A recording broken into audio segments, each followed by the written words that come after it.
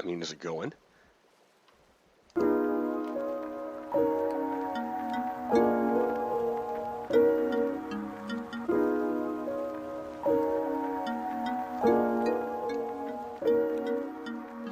Good morning. It is I, your host, Pogo Kiddo, with yet another episode of Stone Lapis Lazuli. I am totally off the beat. It's amazing. It's like I'm meant to do it. Hey everyone, good morning. I'm adjusting the levels here, trying to figure it out. Figure it out.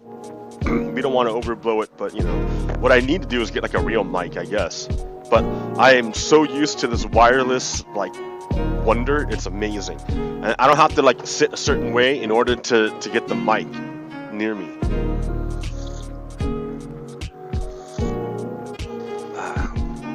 I can just hang out. Check out my shirt. Yeah.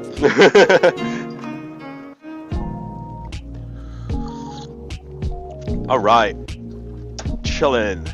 So yeah, here, let me hop in the game. What am I doing here? This is the end result of my last couple episodes of trying to obtain music discs. I finally got as many as I could for the moment. What do we got here? Let me turn this down a bit. Okay. So what we got here is man, I'm like all over the place. Okay, like that. All right. So what we got here is a music player. I worked very hard to grab each of these discs. This one is Mall. This one is Melohi. This one is Far, Ward, Chirp, Strad, Blocks, Wait. 11, Cat. 13, Stall. So yeah, I'm missing one disc, which is the Pig Step, but I will look for that later. That's another mission. Here, let's listen to one of these songs because these songs are great. All right. So I think it's loud enough. Which one should we do?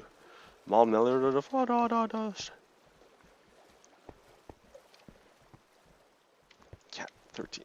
Okay, let's do one of the newer ones because I haven't really done. Like Far? What's Far? All right.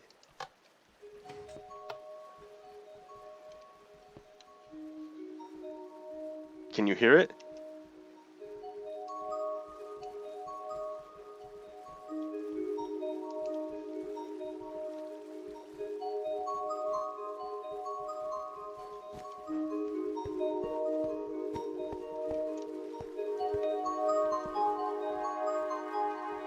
Not very loud.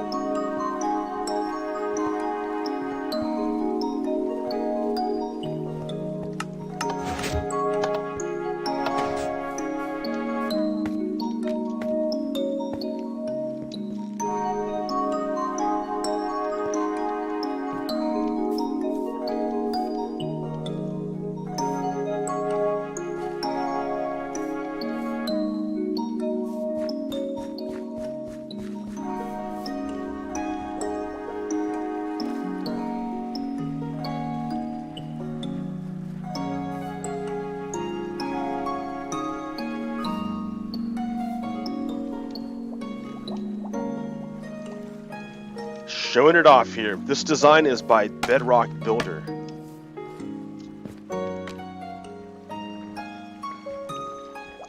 Dropper goes up into a hopper, which goes into a music box.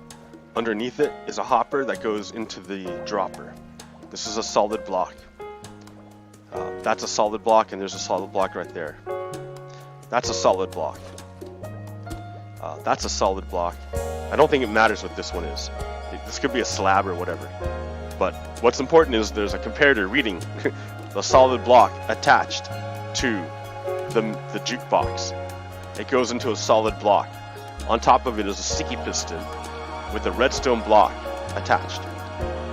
So when you press the button, it shoots the disc from the dropper up into this hopper. This hopper then feeds it into the jukebox. The jukebox now has something in it. The comparator reads that something in it and puts out a signal. That signal feeds into this block. This block powers this sticky piston, which extends to this repeater, which sends a signal through this block, which on the other side has a light. Ta-da! So yeah, that's pretty neat, huh? So that's far, and then let's do one more.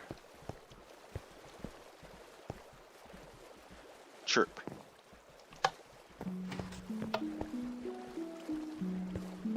It makes the light.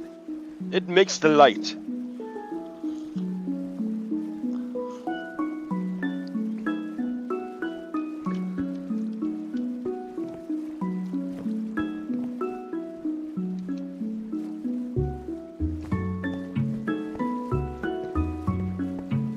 I like how it's in each ear, how there's stereo in the game. No.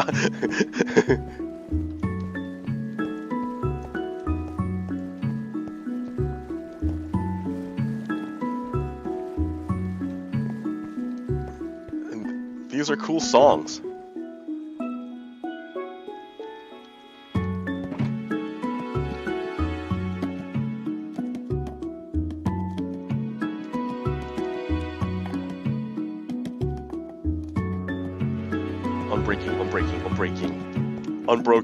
Unbreaking, not broken.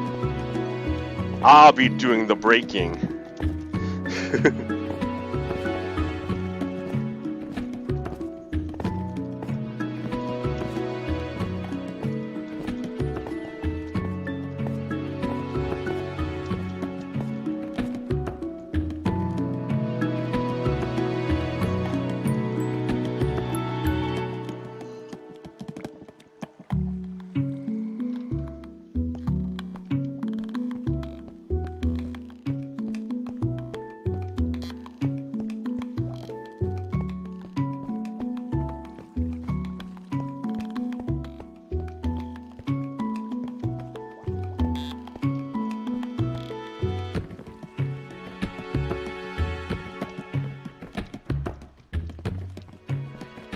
You know, you probably have to hear it in the game. Like, it has all these little sounds that are neat.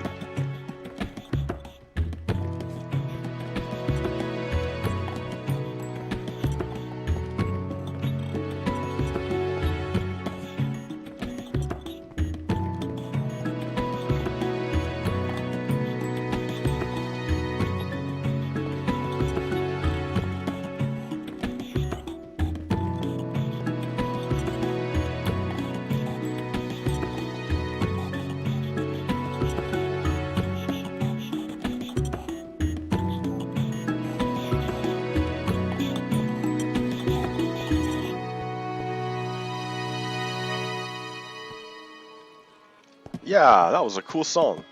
Oh, it's still going. It's still going. It tricked you. It tricked me. It's still going. It's still going. Ha ha ha. That's great. I like that.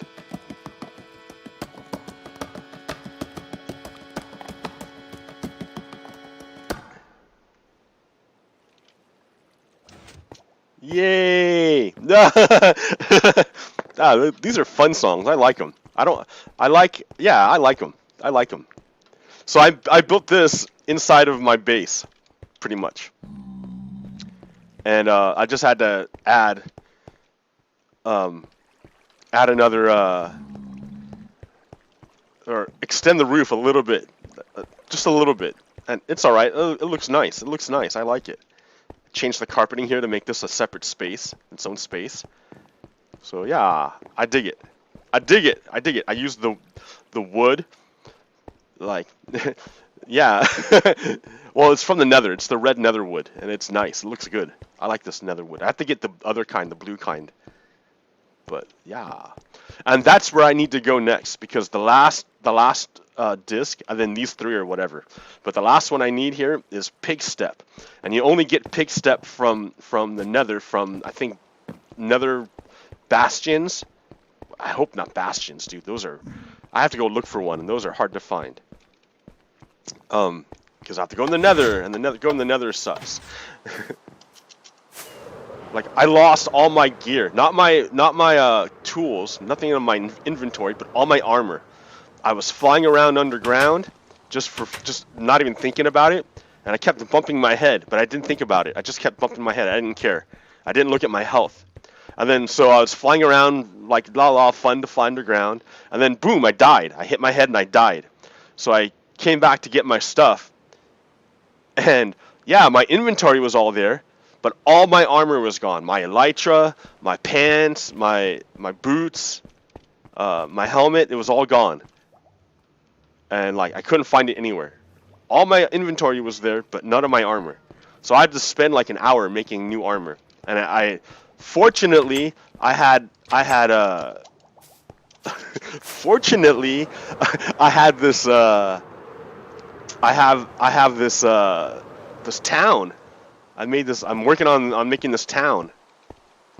I got all these librarians, dude. These guys are all full of information and knowledge, and they hook me up. They will hook me up.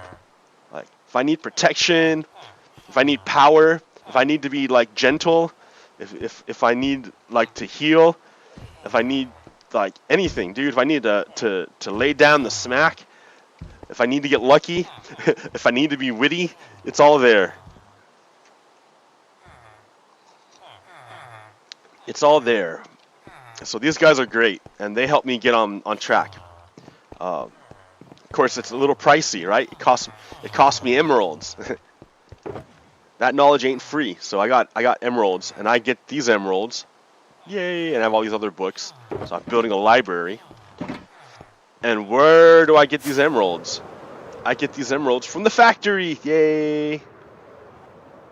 From the gold farm. That's a creeper farm. That big tower right there, creeper. And this is the iron farm. And that's the gold farm. So the way this works is, to go into the gold farm, you zero tick, you instant spawn zombie pigmen, which all funnel into these tubes, which then get chopped up with the trident killer. Those drops are dropped into the water stream, and the gold is separated out from the rotten flesh. The gold is you keep over there on the left, and the rotten flesh goes down this pipe, all the way over to this pipe, which then goes up here to refill my stocks of rotten flesh.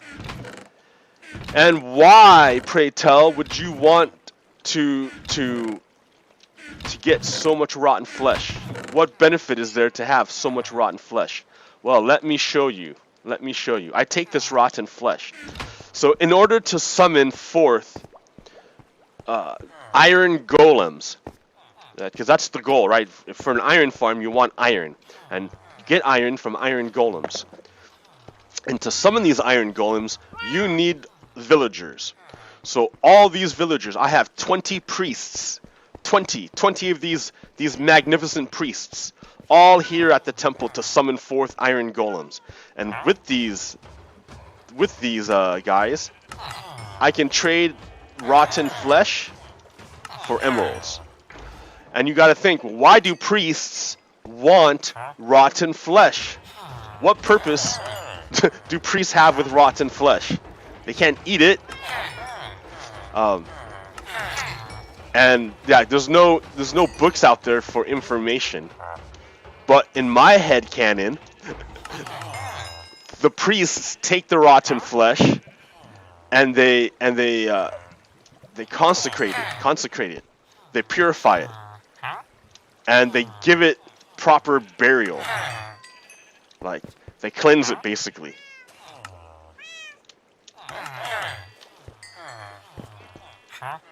And so yeah, you take a lot of rotten flesh and you cleanse it, and you get experience points out of it, and emeralds. Yay! And everyone's happy, and you can hear the iron golems being turned into iron bars, iron ingots.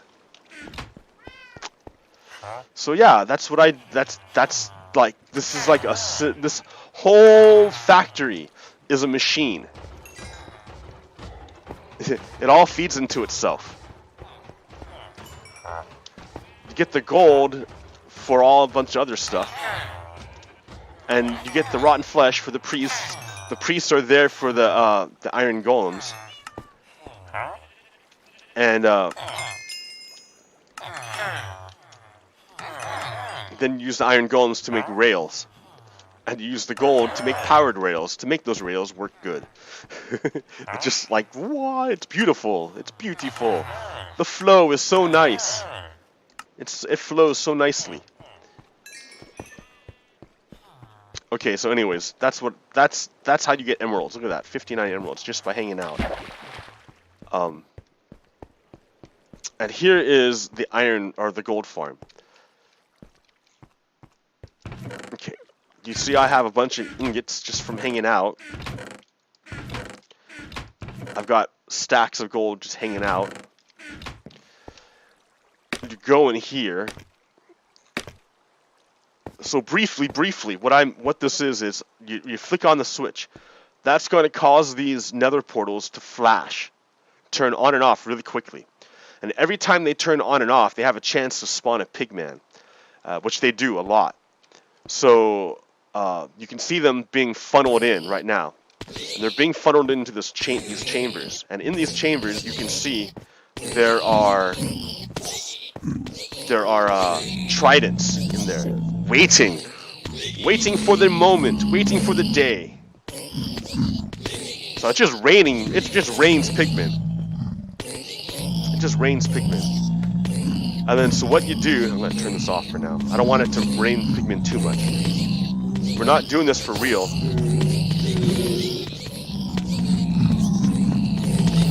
So once you fill the chambers sufficiently, once you've gathered all the information together, you process it all at once. Oh. No, turn it off. Process it. This is how it processes. All these guys are real mad at me. That's okay. Be mad at me. I don't care. Because you're being processed. So you see that, and you come down here, and all their stuff is dropped out into the water stream. The rotten flesh gets separated out that way, and the gold gets separated out this way. So you see, there goes the gold, and then it gets picked up. Like right away. Oh, chambers are empty. So that's how that works. You can hear the rotten flesh being put into the stream to be brought up to the chests, waiting to be traded to the priests. Back here, I got a sheep farm. All the sheep are hanging out. The rainbow sheep, the family, is chilling and getting sheared for their own comfort. Because you ever see a sheep that has too much wool? Man, those things are miserable.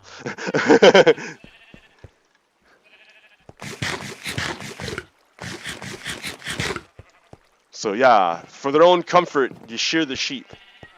And they're all safe and sound in there. Okay. And then we got the auto farms going. Oh wait, the creeper farm. Let me show you the creeper farm. Black Lives Matter!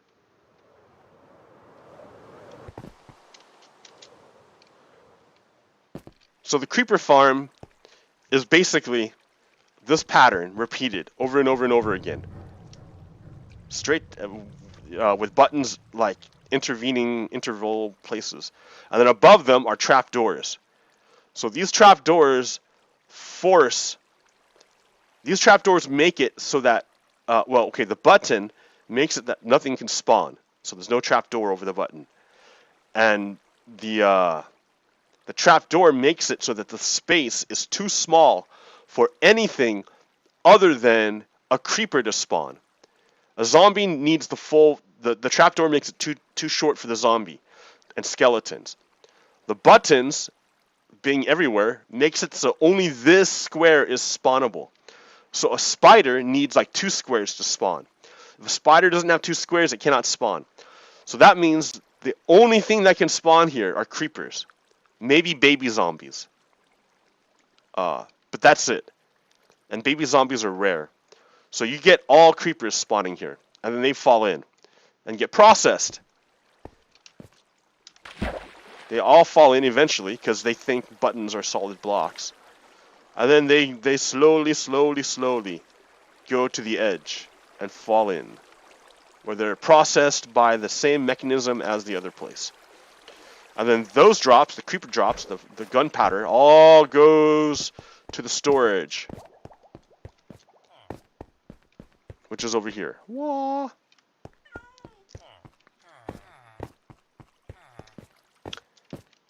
So yeah, mobs can go up scaffolding, but they can't go down. So that means they cannot get in. And then so yeah, I have so much gunpowder, I really don't know what to do with it all. Oh, my music is gone. Alright.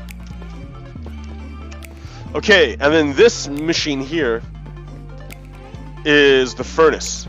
You plop in your stuff up there. Let me go grab stuff. So wah.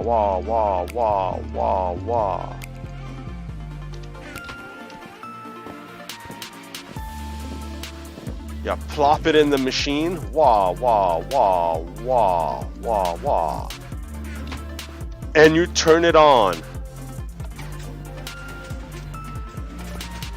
So the observer going up like there, what that does is it shoots out a pulse into this circuit, and it goes around once, and it like fires off in that direction. But then it keeps going, and then if that block isn't there, then the whole thing dies. But because that block is there, it keeps going. So if I were to like toggle this down, the block would disappear, and this circuit would stop. But because that block is there, it keeps going in a circle. And every time it goes in a circle, it shoots off this way. One thing it does is it powers this piston. Then it also goes down this line and powers that piston, which, you know, shoots it up. And then it sends a signal out this way to power these 2 pistons. Now, these guys are putting in fuel. All these hoppers are connected up there to put in fuel. And all of these guys are putting in ores. So you can see the ores are already in, being deposited inside. And as they're smelted, they're deposited here. Now the fuel, you can see, is bamboo. And the bamboo is coming from a big machine up there. Here, you can turn it on. Turn it on right here. And what that does is it's a 0-tick bamboo farm. Whee! So basically, it just makes a bunch of bamboo. Real quick. And puts it in a hopper. Or in the chest, which feeds into the system down there. That is the point.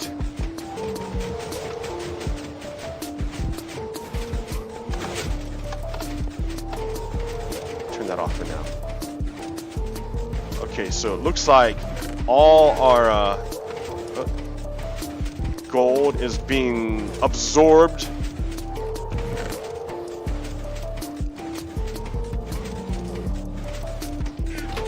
Yes. Yes! So that is the piston feed tape. I got this designed by from Skippy6. So it's nice. It's nice and easy. And pretty efficient too. If you build it in one chunk, it won't break. But you have to build it in one chunk.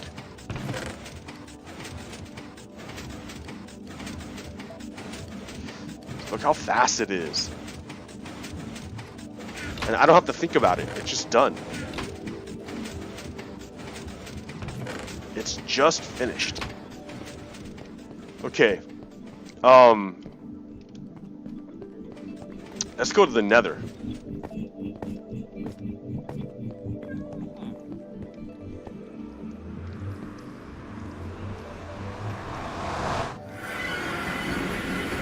Alright, this is my nether hub.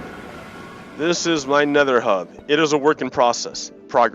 I need to work on this tower. I know what I'm gonna make now. I got the idea. But this is my nether hub. We're connected. That's the factory. That's my friend Brian's place. Chez Brian. This is the auto farms. And that's the trading hall. All of this is work in progress, right? I'm pretty slow. I'm damn slow at this game. I realize, like, I'm like, it takes me forever to make stuff. Like a long time. Oh man, it takes me a long time. I don't play Minecraft enough, or maybe I'm not focused enough. I don't know. I got a lodestone. Check that out. I didn't know I can make this, but this is a lodestone. And what that does is it allows me to have a compass in the nether. Yeah, I can have a compass in the nether now. It always points to the lodestone in the nether. So that means I can go searching for stuff, and if I get lost, I can just follow my compass back. And it'll take me here. And then this here lets me respawn in the nether. So I don't have a bed, but I have this thing to respawn. Yay! This is a train station. It takes me to the various locations throughout the world, because every one block you move in the nether means you move 8 blocks in the overworld.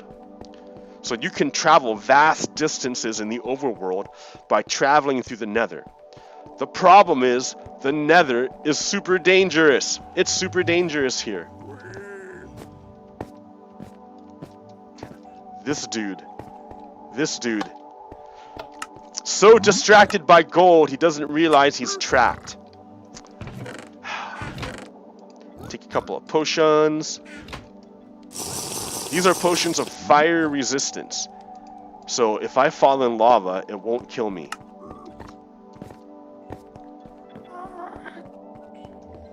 But yeah, here, take a look.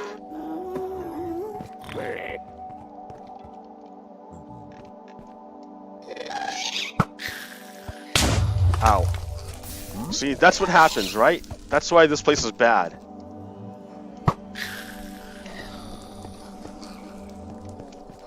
Alright. Any of these guys can aggro and kill me and start killing me. And I'll probably die. There's a lot of them and only one of me. And my armor is not that strong. Because I'm wearing wings. So yeah, this is the nether, and it's super dangerous. And there's multiple biomes of the nether that you can go visit. How long have I been going? Half hour. Yeah. So this is the first half. This is the Minecraft half of the show.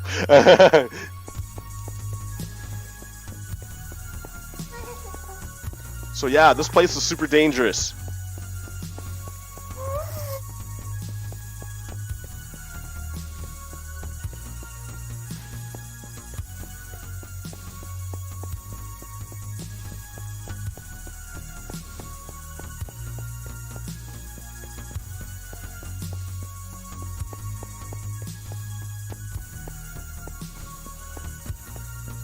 Super dangerous. This place is dangerous. Look at this.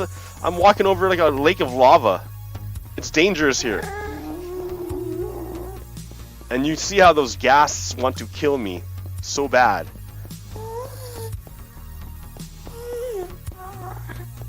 So yeah, oh man, alright. I built this highway.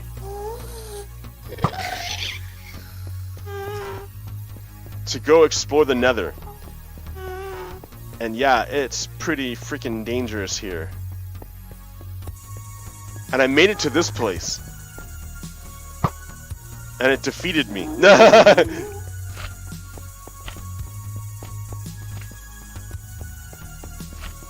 Ah! Ah!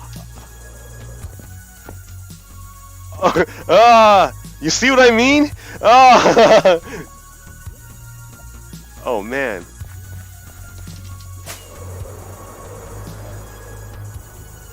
Yeah, this place defeated me.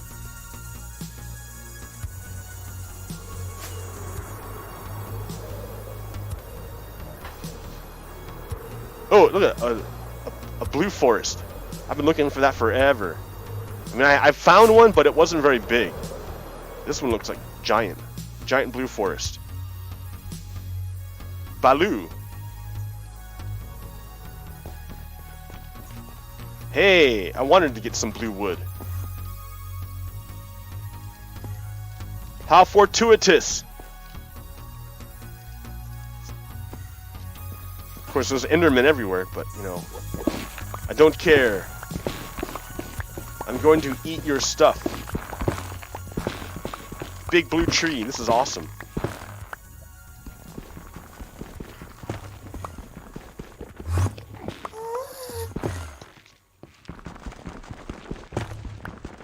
I will take everything, sure.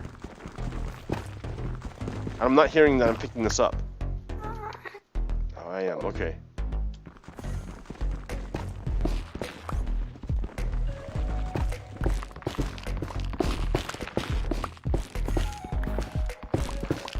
Move, Ender dude. Oh man, there's so many of you here.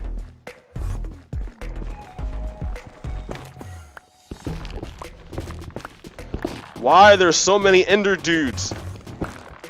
Stupid Endermen. You guys are terrible.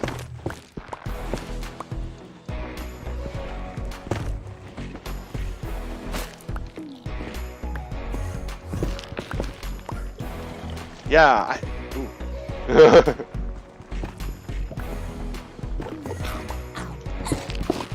yeah, me and Enderman are not friends. We're not friend. He's not a frienderman.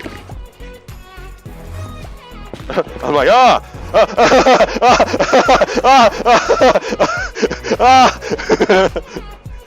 That's funny. What? Freaked me out. I'm gonna grab some of these blue guys.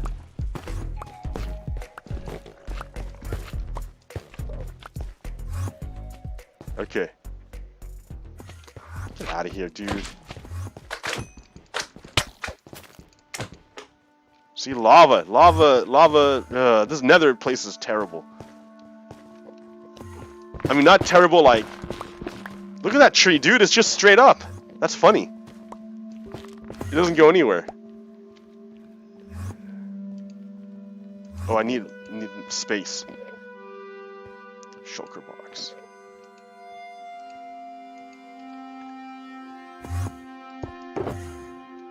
Shulker box does whatever shulker, I don't know. No.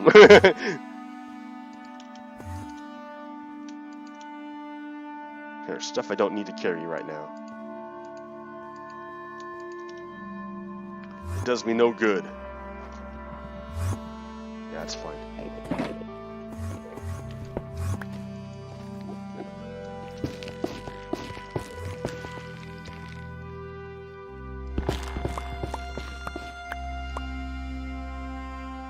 What is this?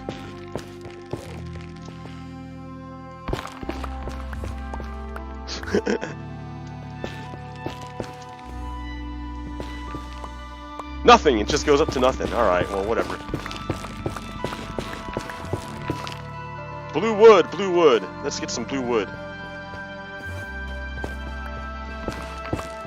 And shroom lights. I like these shroom lights too.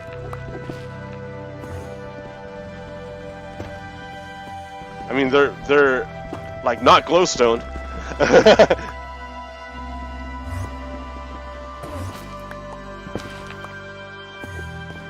But they're still like, yeah, easy light sources. I just need to find a better way of getting them, because manually doing it like this is terrible. There's got to be a farm. There's got to be a farm.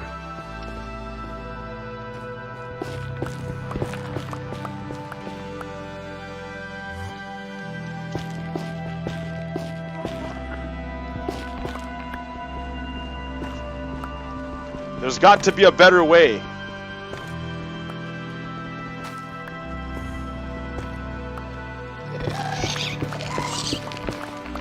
I just heard something. Oh, there it is.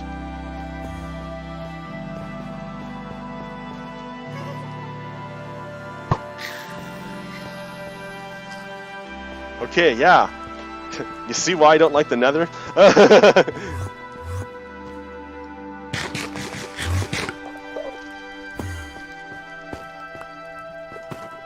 Always on your toes.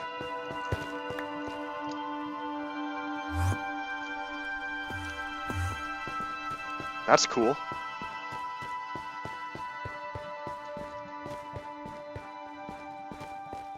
I just ate these trees. All right, I don't know where I'm at anymore. I'm pretty lost. It's so easy to get lost here. Easy peasy to get lost. All right, well, okay. There's another one like that that goes all the way up.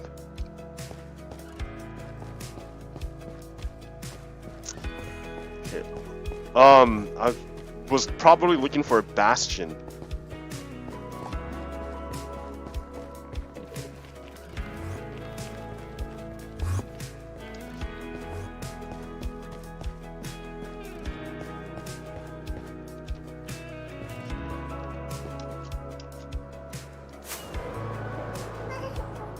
No bastion there.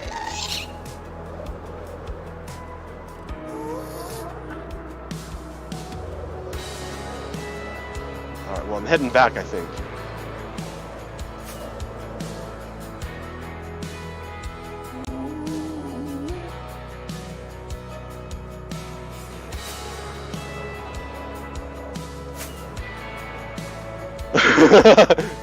Oh my god. Because look, I see something.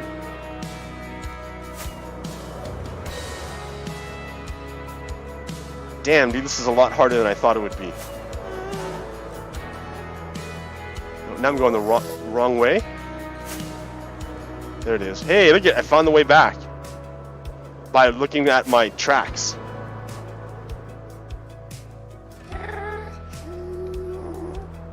But that was scary, man. All right. Woo! The Nether is scary. I need to find, like, I don't know. There's got to be like a map or something I could follow, because that was wild. That was not fun. No fun. Let's go hang out at the jukebox and talk about stuff. I'm about half hour, 40 minutes into it. That's enough Minecraft for now.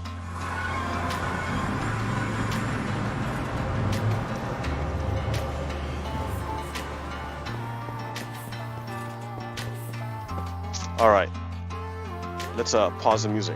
Pause. All right. So what do we got? So much. So much.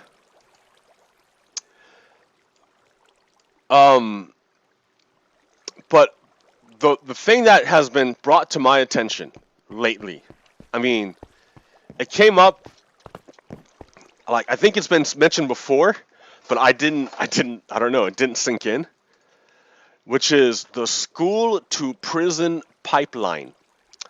This is a real thing. This is a real thing. What is the school to prison pipeline? The school to prison pipeline is a way of saying that there's a system set up right now that takes kids, mainly minority kids, disabled or black, Latino, I don't know, something.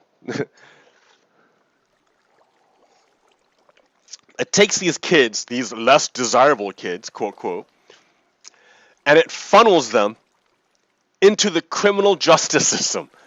It funnels them on purpose. It says, all right, we're going to put you into the prisons. Because when you get moved from a child and you get tracked into the system, then you become a prisoner, and usually for the private prison industry, private prisons. These entities, these corporations exist only to incarcerate humans, to cage humans. That's their only purpose. The only thing they produce is caged humans, and they take money for it. You cannot cage a human ethically for profit. You cannot ethically cage a human for profit. You cannot do it. You cannot. I mean, it's impossible. Like, taking away the freedom of a sentient human, of a human being, taking away a human's freedom is terrible. It's absolutely horrible. I mean, that's why people went to wars over it, because freedom is essential for human development. So taking away someone's freedom is a big, big, big deal. It's a big deal. You don't do it lightly. You don't do it, and you don't do it half-assed. Just like you don't leave a trap out for a wild animal and then never check the trap. So that if a wild animal gets caught in the trap and you don't come to take it out, it's just sitting there, like waiting to die and suffering the entire time. Like, no, you have to be very, very, very, I mean, you're taking into account someone's life. You're responsible for someone's life. And they are powerless to care for their own lives at that point. So it is entirely up to you, i.e. the system, the entity responsible for caging the human. So if you're a government and you're caging a human, then your goal is to correct the behavior of the human so that it doesn't happen again in society. But if you're a corporation, your goal is to exact a profit. It's entirely separate things. The method, the process is generally the same, right? You're going to cage a human, take away a human's freedom. You're going to do it. But the outcome that's desired is different for each entity. For the government, its desired outcome is to stop the bad behavior and to create a human that could go back into the society and be productive. That's the goal of the government. If the government is controlled by the people, because that's what's good for the people. Right? We're all assuming that the government is being controlled by the people, and that these are the outcomes, the desired outcomes of the government, to help the people. And it helps the people if you take humans that engage in bad behavior and reform them so that they can re-enter society and be productive. Help society out. Help us out, man. Don't kill us. Don't hurt us. Help us out. We'll help you. Help us out. All right, that's the deal. But if you're a corporation, you're still caging a human, but your goal is totally different. You don't give an F if the person that comes out of it is a good person, if they can re-enter society. You don't give an F about society. You don't care. Your goal is profit, how to make money out of doing this. So you, as a corporation, will cut corners in any way you can, do anything you can in order to get a little more bit of profit out, to suck out profit. Now, normally, corporations would take profit from about two different groups. You either take, and the way you take profit is you externalize costs.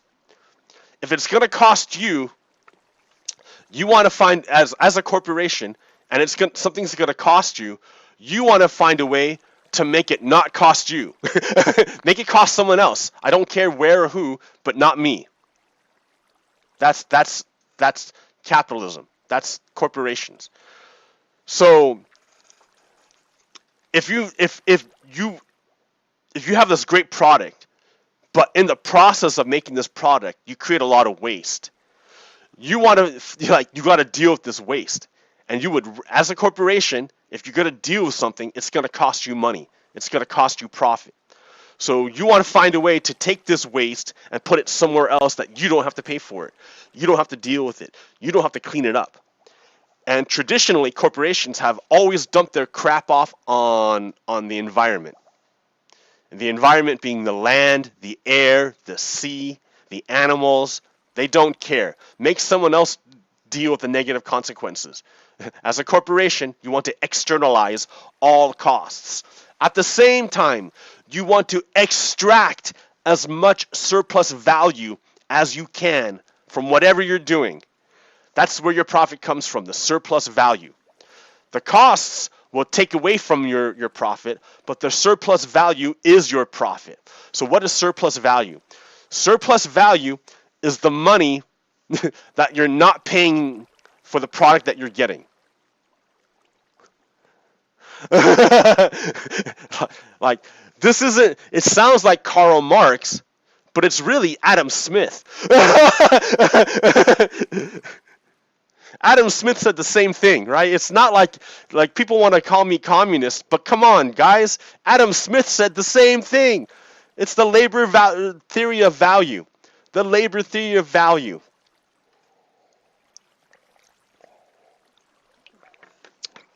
So, traditionally, corporations would take their surplus value from workers. Their workers will put in their labor into the process. They would put their energy, their time, their concentration, their focus, their energy, their humanness into the process. They would do that, and in exchange, the owner would pay them money. But the money that the owner pays them is not equal value to the energy that the human put into the process.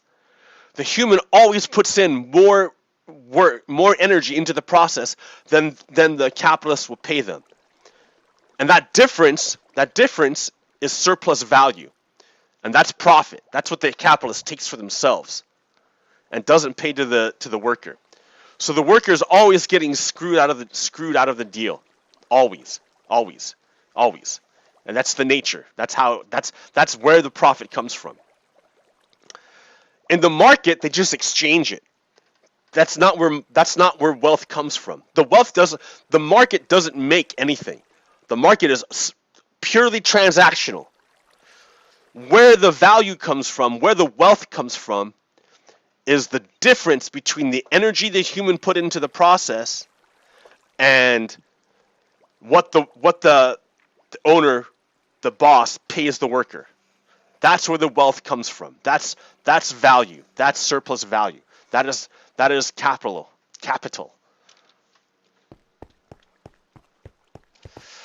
So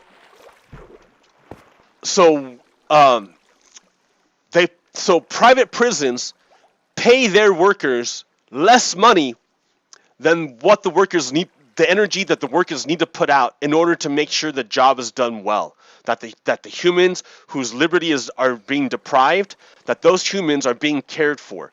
You know, when you're not getting paid enough, you're not gonna want to care so much about how the well-being of the prisoners that you're watching over. You don't really care. If you're not getting paid enough, if you're worried about your bills, if you're worried about your health, you're not going to be a good prison guard. And especially if the whole nature of the institution is to save money, because it's to cut costs, because costs cost the boss. So as a worker there, you're not going to get paid well. You're not going to do a good job in a private prison. So you're not going to make sure that the prisoner is well cared for, because you're not getting paid enough. And the system doesn't care if the prisoner is well cared for. They just want to get paid, and they'll cut whatever costs they want. So what I'm saying is private prisons are terrible. They're an abomination. They are a cancer on society. And that America has private prisons is a sickness, is a symptom of a deeper disease afflicting our psyche and our society. And how does that sickness manifest? The school to prison pipeline. When you create a system that literally separates out some kids from other kids, and the other kids, it funnels into a bad place, prison. It funnels them into a bad place. Not a good place, but a bad place. It doesn't send them to a place where they can be reformed. It sends them to, like, trash. Where so I'm talking these big concepts. So okay, so yeah, you cannot ethically cage a human for profit. That's why it is the job of the state, because the state is controlled by the people, and the people want good outcomes. The outcome that is good for the people is different than the outcome that is good for the corporation. The corporation wants profit. The people want a reformed individual who can contribute to society again and come back into the fold. Their ideas are totally separate. Private prisons have a different idea, a different goal than the ideal goal of the people. So what does this look like in the real world? Like, because I'm talking all these concepts, but let's all nail it down a bit. School to prison pipeline, 0. Let's start with the 0. Open with, thank you. Okay, this cartoon. Man, I'm in the way. Let me take me out of the way. Let me take me out of the way. I'm in the way. It's not about me. Camera. There we go. It's not about me. It's not about me. So you have public education, which is not well funded because schools are funded by property values. So low income neighborhoods are going to have low income schools, which means you have bad outcomes. So if you have bad outcomes, follow the money. Follow the money. If you have bad outcomes, you're going to have and you have kids who are already put into the prison system. Then as soon as they graduate and grow up, they're dropped into the prison industrial complex. I mean, where they're caged, their liberty is taken for profit, for a corporation's profit. So that's what we're dealing with. That's the insidious beast that we're dealing with.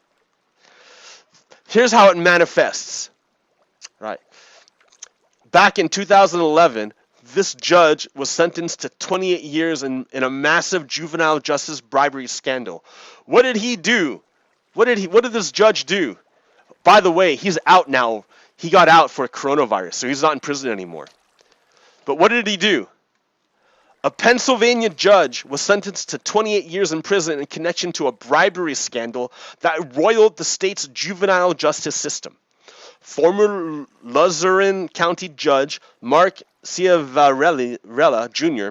was convicted of taking $1 million in bribes from the developers of a private juvenile detention centers. Private developers paid this judge $1 million because then the judge presided over cases that would send juveniles to those same centers. This case came to be known as Kids for Cash. So this private developer of private prisons, where they take kids and put them in cages, paid the judge $1 million, and then the judge would sentence all these kids to those same facilities. So he was incentivized to put kids in cages. Right? This is the school to prison pipeline. The disproportionate tendency of minors and young adults from disadvantaged backgrounds to become incarcerated because of increasingly harsh school and municipal policies. Many experts have credited factors such as school disturbance laws, zero tolerance policies and practices, and an increase in police in schools in creating the pipeline.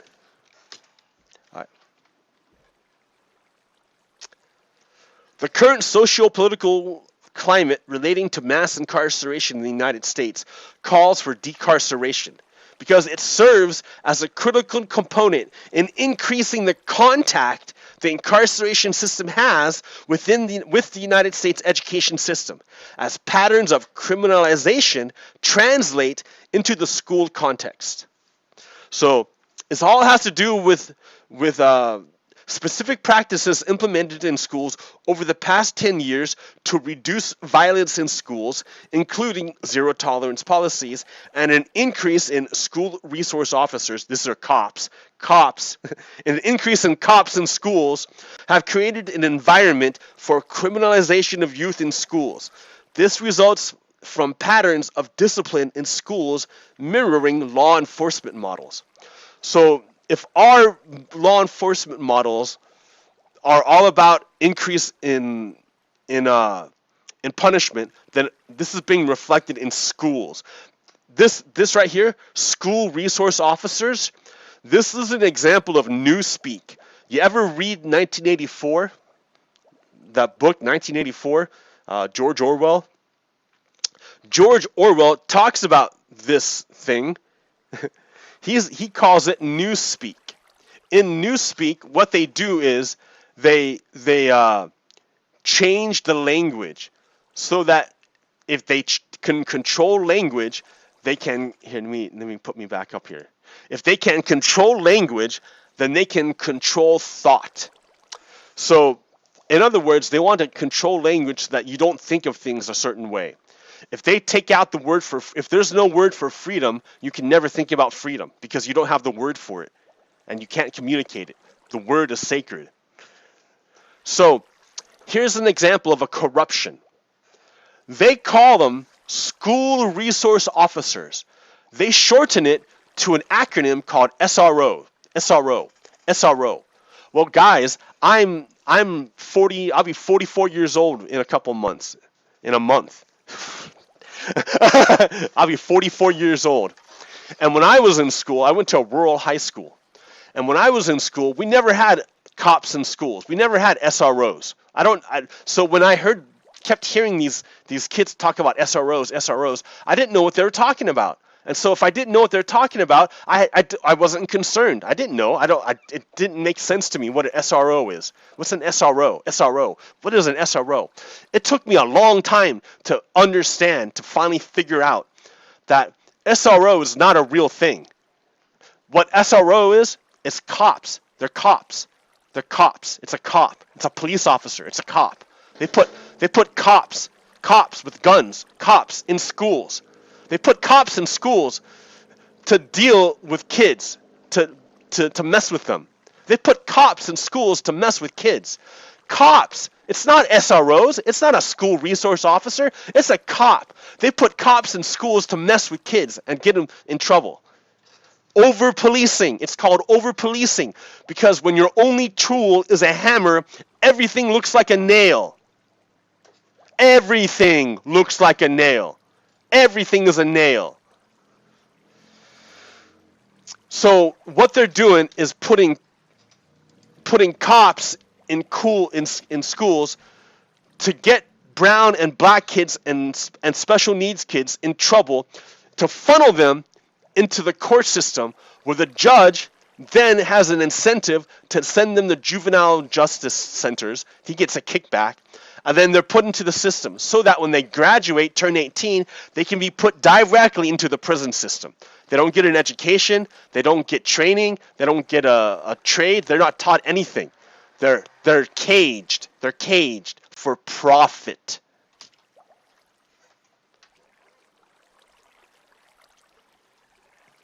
Hide this. The disciplinary policies and practices that create an environment for the United States school-to-prison link to occur disproportionately affects disabled, Latino, and black students, which is later reflected in the rates of incarceration. If you've got kids going to prison from a young age, they're already put into the system, and they're moved instantly into the adult system when they turn 18, then yeah, you're going to have more black and Latino kids in prison. Between 1999 and 2007, the percentage of black students being suspended has increased by 12%, while the percentage of white students being suspended has declined since the implementation of zero tolerance policies. Of the total incarcerated population in the United States, 61% are black or Latino. That's insane. Black and Latino together are 30% of the population. But they're 60% of the incarceration, which means they're being incarcerated at double the rate of white kids.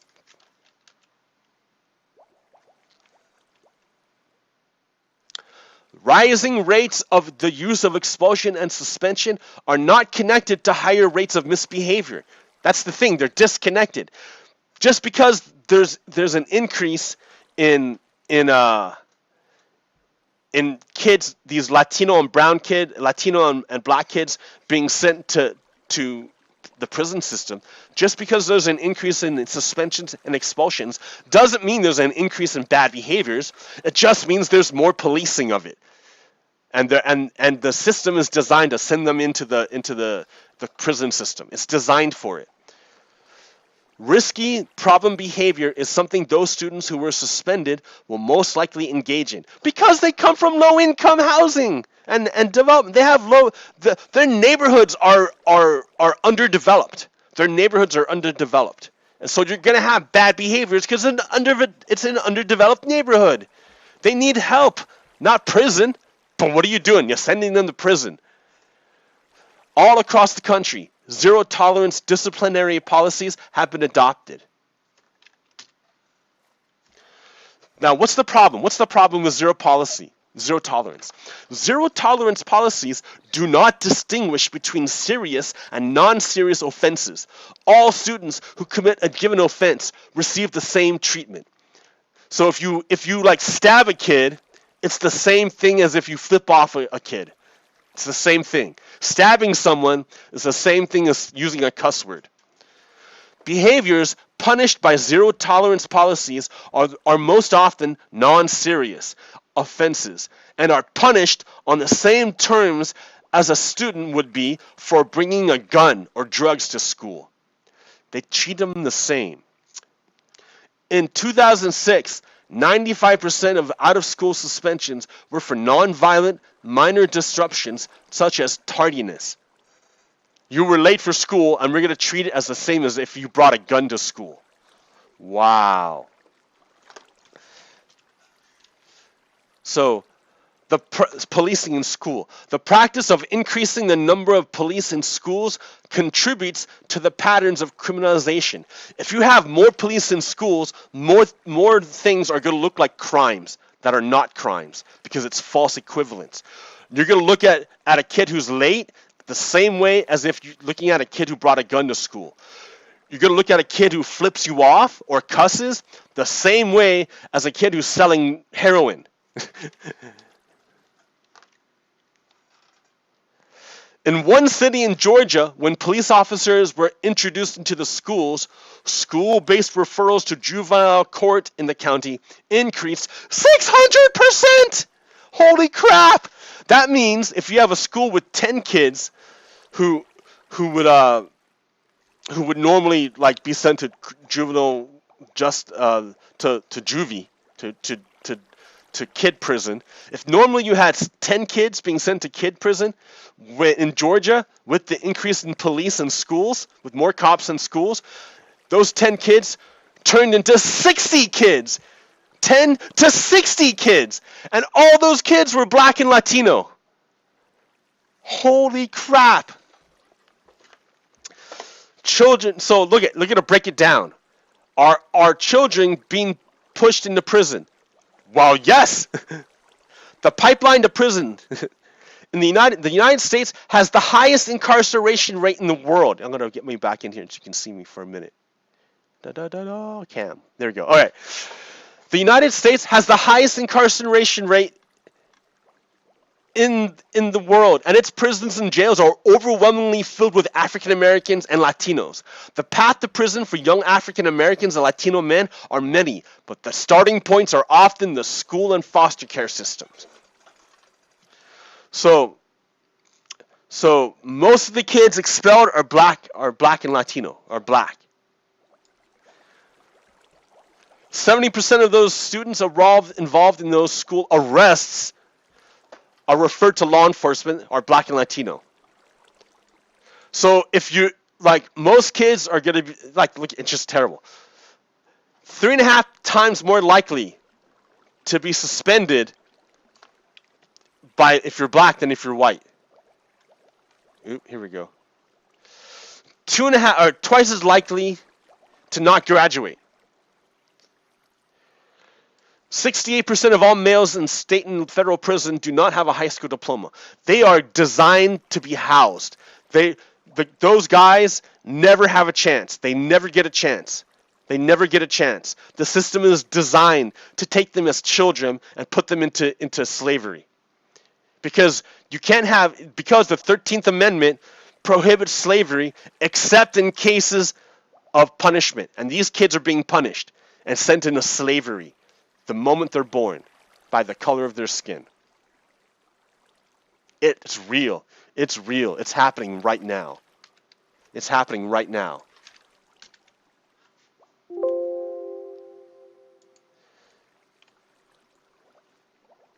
So today's students experience prison-like environments, harsh school discipline, underinvestment, pressure, uncertainty, especially with COVID-19. Holy crap. Over 3 million students receive an out-of-school suspension annually, and that number has been increasing for decades.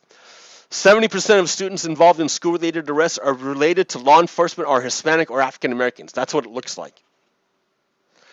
Over 2/3 of school arrests in Florida are from minor or misdemeanor charges, but they arrest them for it. Students have actually been arrested for a kindergartner throwing a temper tantrum, scribbling on a desk, sneaking into a school for a senior prank, playing the Fresh Prince theme song on a cell phone, and a science experiment gone wrong. Students have been suspended for talking about a Hello Kitty bubble gun, hugging a friend, chewing a Pop-Tart into a shape of a gun.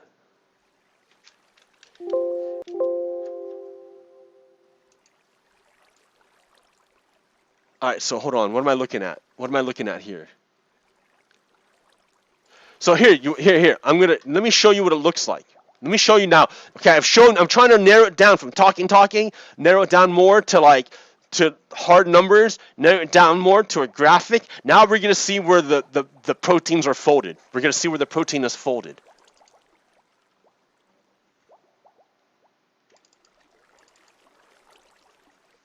Oh, did it disappear? Why did it disappear? Don't disappear, dude. Don't disappear. Oh no, wrong way. All right, like this.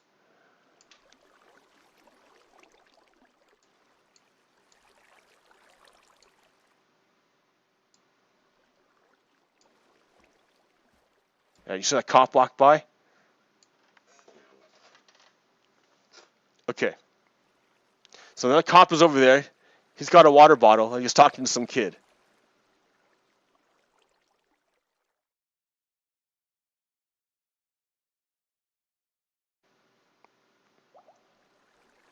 Oh! Look at that. Look at that shit. He kicked him. He slammed him to the ground. He's beating the crap out of him. Look at him. Look at that. Choking the crap out of him. He's a kid, dude. He's outweighed by 100 pounds. That cop outweighs him by 100 pounds.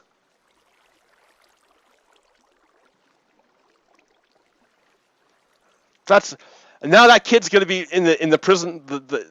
For flipping off a cop, he's gonna be put into the prison system. And this is a white kid. He's probably got special needs. He was told by his teacher to go for a walk. And so that's what he was doing. And the cop kicked his ass and arrested him. This is exactly what we're talking about. That kid is, he probably can't breathe right now, right? He's just being held down. And look at, no one cares. None of the teachers are doing anything.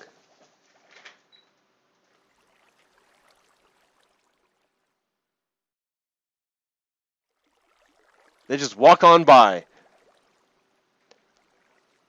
None of the teachers doing anything. This cop is destroying this kid, is wrecking this kid, and none of the teachers do anything. And let me help you out, cop. Let me help you out, cop. Man, what bootlickers. That poor kid. So, Yeah, that's the moment. That's what you're looking for.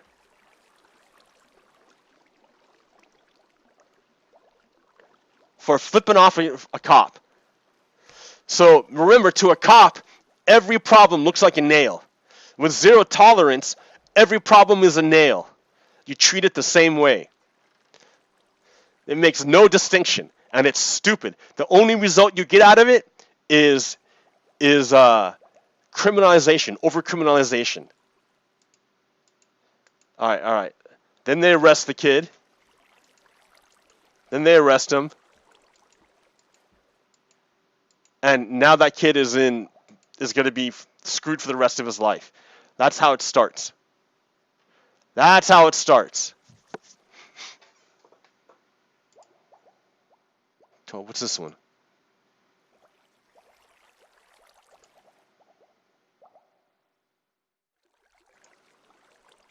Oh, I miss. Yeah, oops. Okay. Damn it, dude. Here. Okay, hold on. I did this wrong. This is not a MP4, dude. This is a JPG. Yes. JPG. Yes.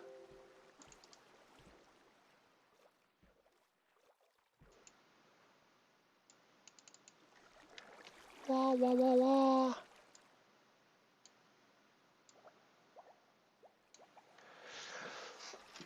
For years, the ACLU of Rhode Island has raised concerns about how cops often escalate minor disciplinary incidents into major ones and turn routine school infractions into criminal matters, unnecessarily introducing teenagers to the criminal justice system and scarring them in the process. The ACLU has also issued a series of reports documenting that students with disabilities, along with students of color, are disproportionately disciplined in virtually every Rhode Island school district, including, wow, Narragansett. Statistics from the Rhode Island Department of Education show that 2/3 of all out-of-school suspensions issued by Narragansett High School the year of this incident were students of disabilities. Like, the whole system is purposely designed to send kids to prison. It's designed that way. It's designed. It's a racist design. It's racist. It's not about intent, it's about outcomes, and the outcome is racist.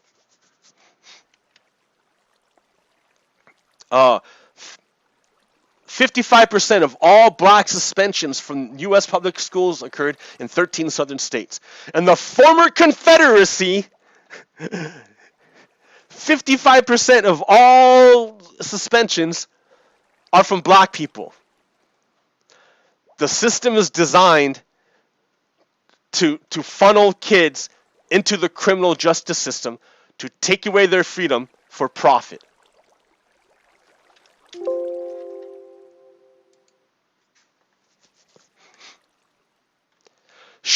Look at those same states that have the super high incarceration rate of minorities. Those same states are also the states with the highest amount of cops in the school.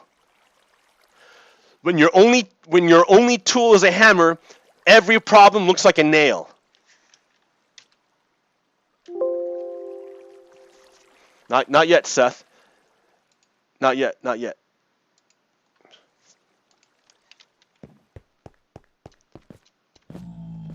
When your only tool is a hammer, every problem looks like a nail. So this takes me back to defund the police. Defund the police. When we say defund the police, remember what we're talking about. Oh, wait. We're not talking about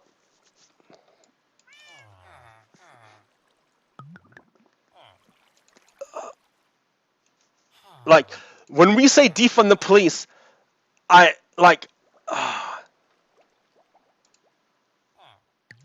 gotta find it. I don't know. I don't think I can even find it. It was a great cartoon.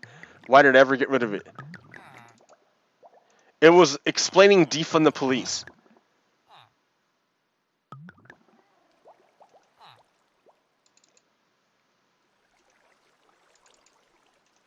Man, I'm never gonna find it.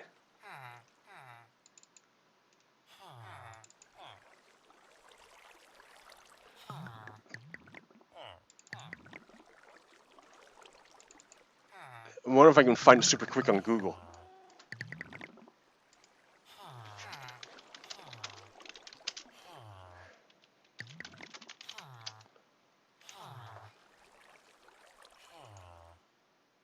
There it is. Oh, that's awesome. I found it right away.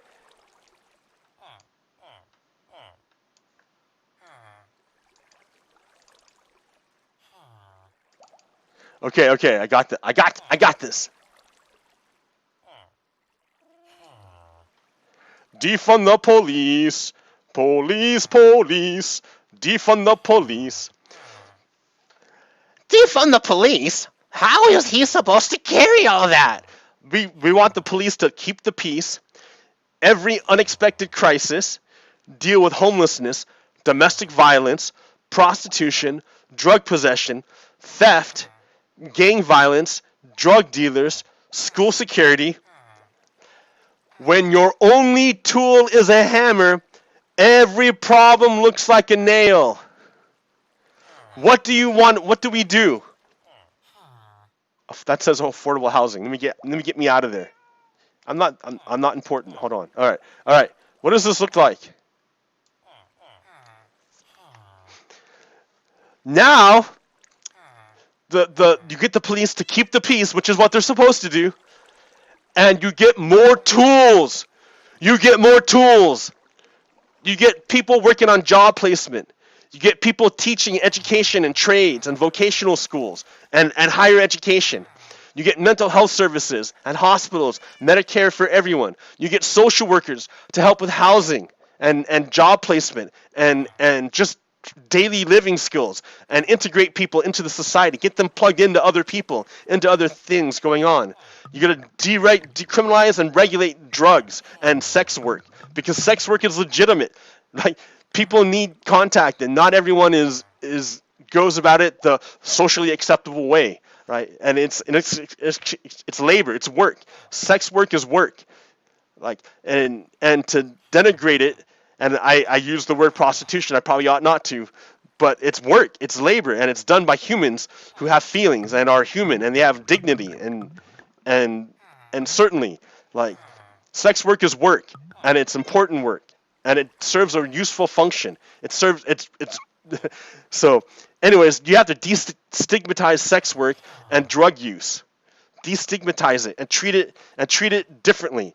Use different tools. Don't use the police. So defund the police. Right now, everyone's putting, they're trying to treat the whole thing as a here, thumbnail. Let's do that one. Yay! Where are we at? Oh no. Oh no. Crap. There we go. Okay. Da da da da da da da. Dude. Alright, so here, that's enough for now. Let's go through place. So how this works is you take this rotten flesh that people just call rotten, right? Like, oh, it's just trash, it's just nothing. And you work with people to turn it into something good, something that's useful, to go back into society, to feed back into the community.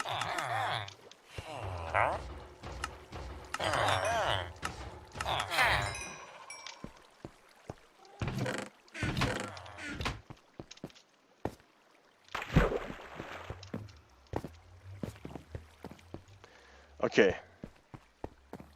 Let's go to the nether. This space is weird. I need more coffee.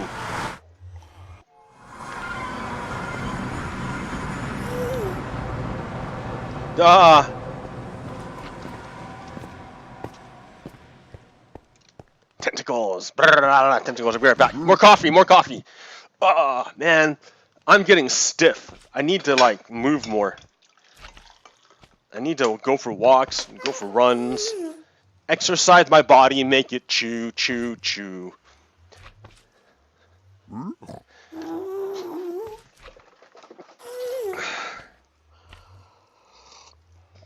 Oh, man. I don't want to hear these dudes. Wah. Wah. Alright. Shush. Shush now. I got more stuff. Keep trading, stupid pigman. Stupid pigman.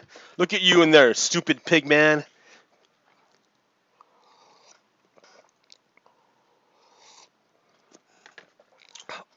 Listen to what I'm going to show you.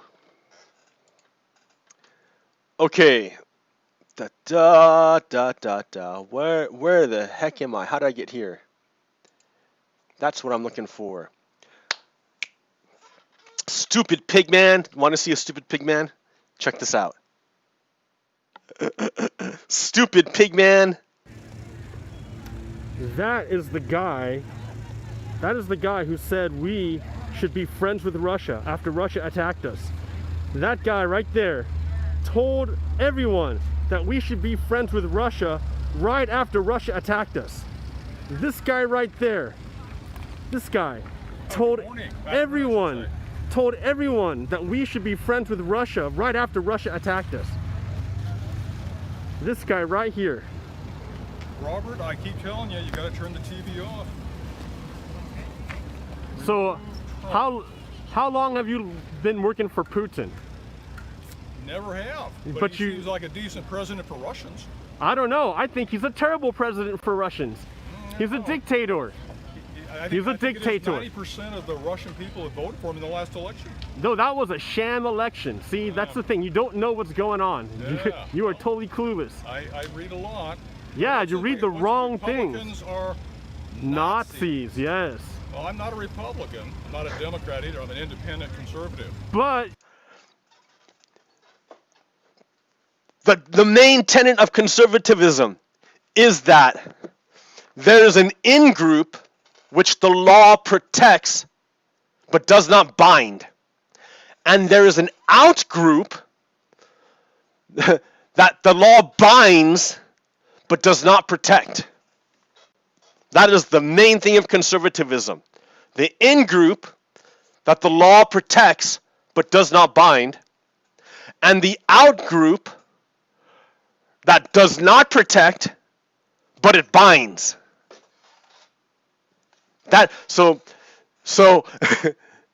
he's praising Russia. He's praising fascism right there. And he's a Nazi, but he denies being a Nazi. Oh, I'm not a Nazi.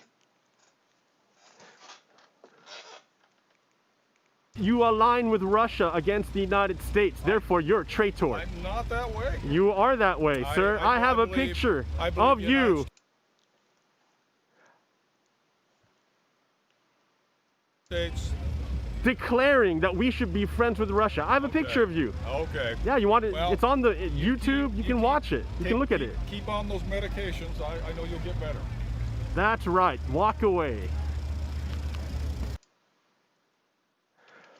That's that guy right there. He's right there. Look at him. Look at him and his wife. Look at their sign. Who's the enemy? The U.S. government. Russia is not the enemy. He just was praising Putin's government. He was praising Putin's criminal government, mafia government, that does not have rule of law. He was praising it. He was praising the sham election, the sham stupid election that is not real at all. It's a dictatorship, and he was praising it. And look at him. He has a huge sign saying that Russia, that guy is a traitor. He's a traitor. You want to see another one? Do I have another one? No.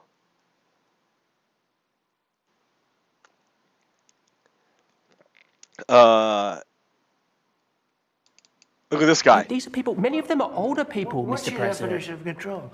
Yeah, under the It's giving them a false circumstances sense of right now, security. I think it's under control. I'll tell you what. How? 1,000 Americans are dying a day. They are dying. That's true. And it is what it is. It's dying. They're dying.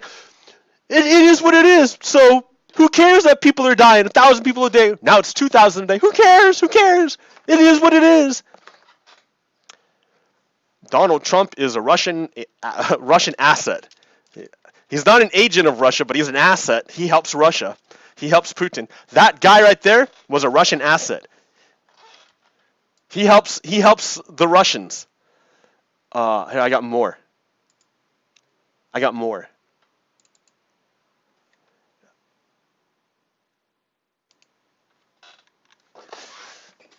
Is it up here still?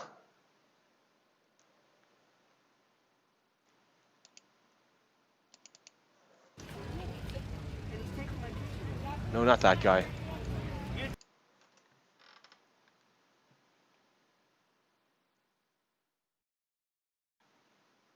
No, I don't have it up here.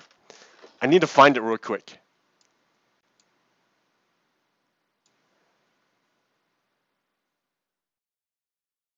Oh, where would it be? Where is my deal here?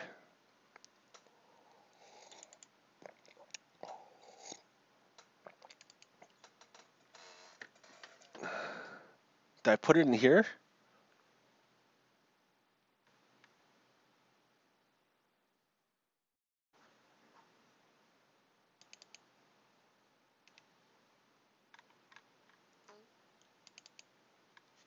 I think I did.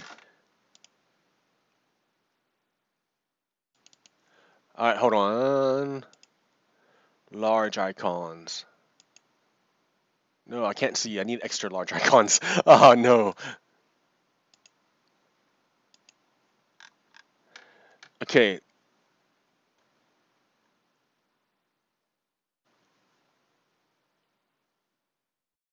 Is it on the internet, maybe?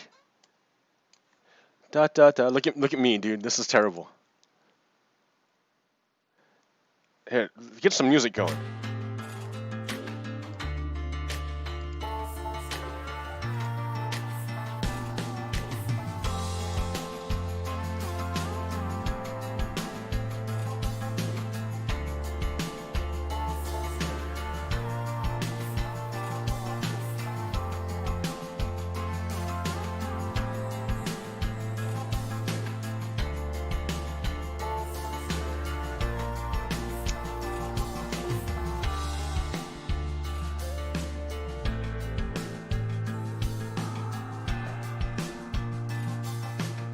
Man, where?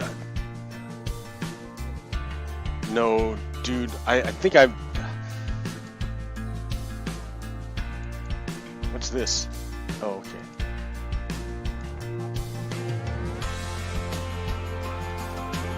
Putting the pictures? Oh man, I can't find it. I don't. Now that I want to see it, it's on my phone, I think.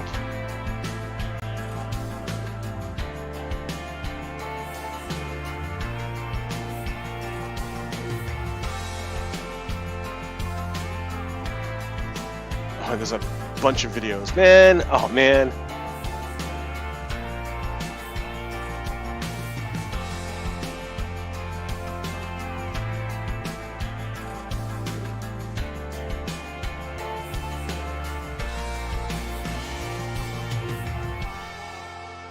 I cannot find it.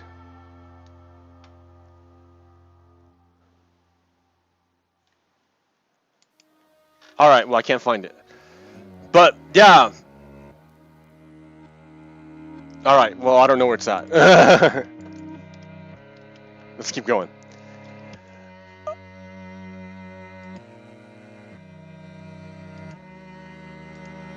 What else do I got here?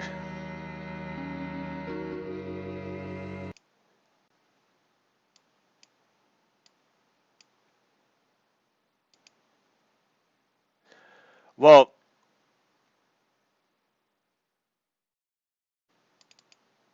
here, This is important. This is probably here. I'm gonna keep going on my thing. Open with infantry. This is important.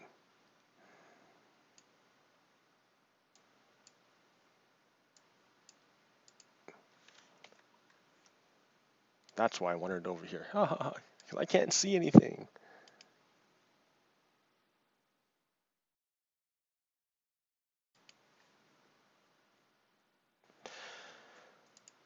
Those who think Trumpism is about lying are wrong. It's about crafting discrete new reality streams that are hermetically sealed and contain their own past, present, and future. They can then be exploited as commodities and weapons. Yes, wars can be fought with realities. So if you talk to a conservative, they will tell you that Democrats are the party of the Ku Klux Klan, and that it's Republicans who are helping minorities the most. Like, it doesn't matter how much reality you show them, how much facts and data and all that other stuff. They don't care. They don't care, because their reality is, and their history is totally sealed off from yours. They don't intersect. There's no intersection.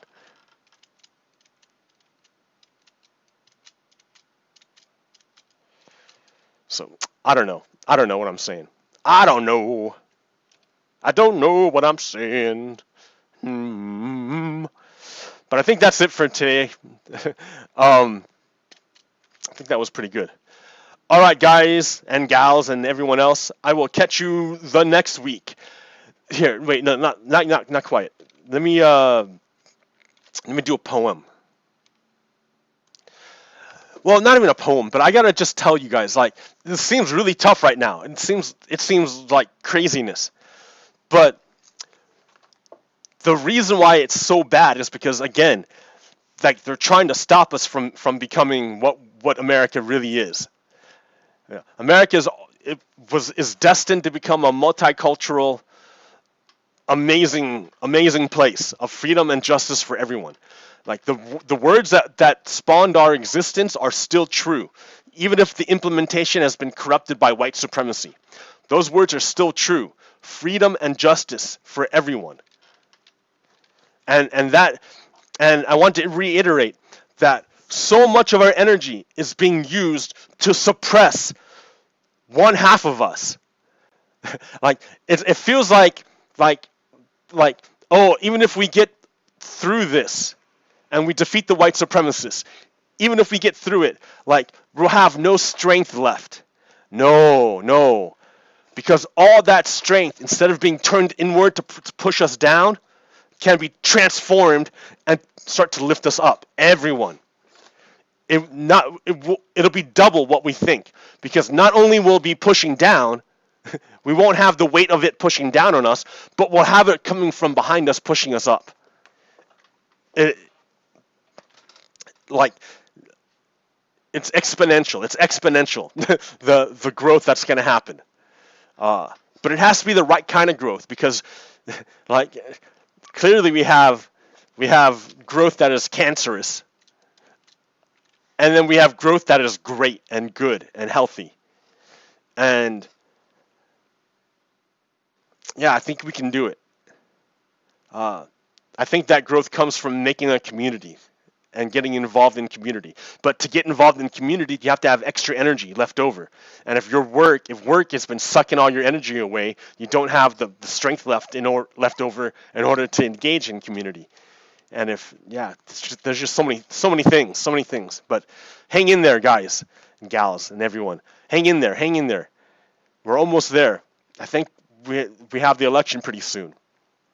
And Donald is trying everything he can to overthrow the election. And you can see that there are white supremacists out there who are crypto, who are hiding. They're hiding, but they're there, and they want to help overthrow the Constitution. That guy, That guy wants to help overthrow the Constitution. He admires Russia. He's a fascist.